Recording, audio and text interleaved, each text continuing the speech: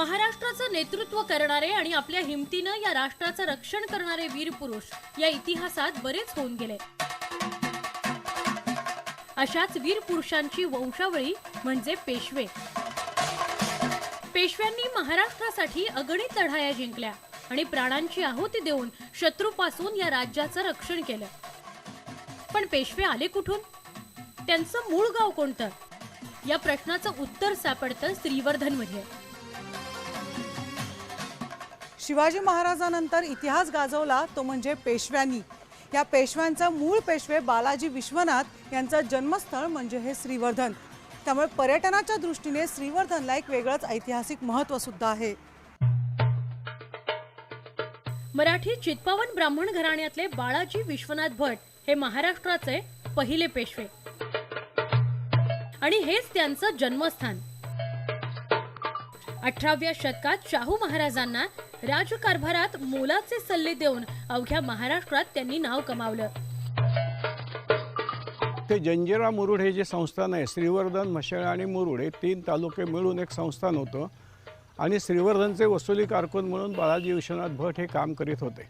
पुढे शाहू आणि कान्होजी आंग्रे ह्यांच्यामध्ये जेव्हा वैमनस्य निर्माण झालं, मग धनाजीराव जाधवांनी सांगितलं की माझ्याकडे एक असा माणूस आहे की जो लेखणी बहादर आहे आणि जो तलवार बहादरही आहे आणि त्याचे आणि कान्होजी आंग्र्यांचे संबंध चांगले आहेत।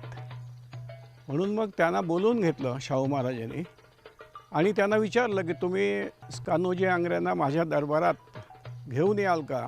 तर ते म्हणले मी आणेन, पण मला कोणतं तरी पद द्या। आणि म्हणून त्यांना पंतप्रधान पद देण्यात आलं आणि बाळाजी विश्वनाथ भट जाऊन कान्होजी आंग्र्यांना भेटले, त्यांच्याशी बोलणं झालं आणि त्यासाठी ते शाहू महाराजांना भेटण्यासाठी साताऱ्याला आले।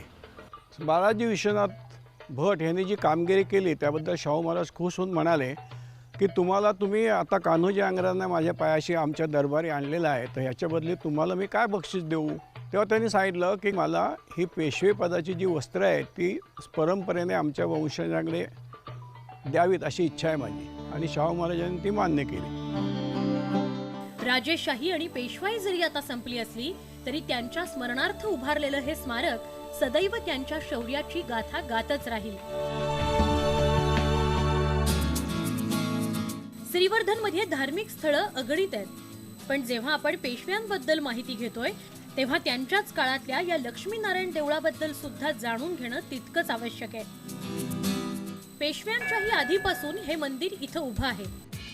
यातली विष्णूची मूर्ती लक्ष्मीनारायण या नावानं ओळखली जाते।